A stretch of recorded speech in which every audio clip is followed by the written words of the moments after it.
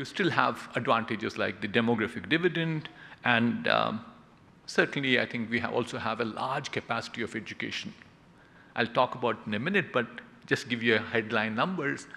We currently have, I believe the closest that comes is China. We currently have 15 lakh undergraduate engineering seats in this country. Don't ask me about questions on quality, we'll come to that in a minute, but that's what the capacity is, only next to China.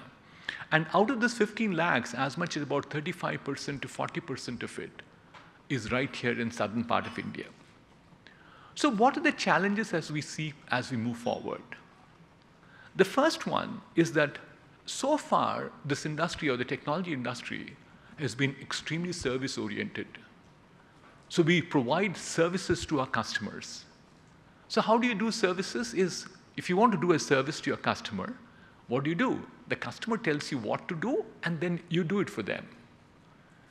But now things have changed dramatically.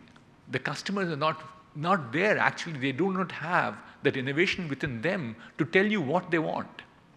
They only know that their business has to be good. So they shifted even innovation into your portfolio. They want you to come and say, I've heard these conversations with even the largest aircraft manufacturers. My competitor has A, B, C, D features. Do you have any of these technologies which can address them? Or do you have innovation that you can say you'll better the aircraft than what my competitor is doing today? So that is one challenge that we will have. Have we got that mindset shift from moving from services, which I keep saying, just hearing and doing, as opposed to now thinking and doing? They're completely different. That shift is something which is certainly very, very critical for us.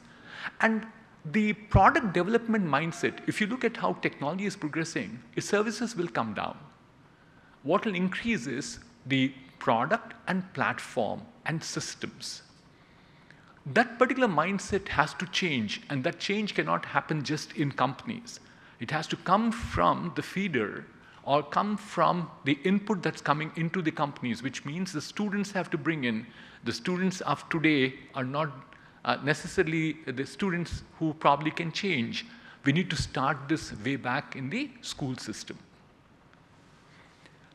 We also think that there is our ability to understand the global challenges are good, but somehow our mindset seems to be more on incremental innovation as opposed to disruptive innovation. We think about small things being done as opposed to big things being done.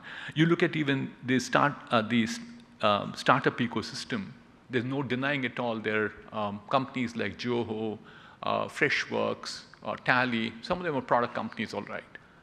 But they're not still the same type of companies that we've seen in the West. We have to get there. So what do I submit to the August audience today are three things.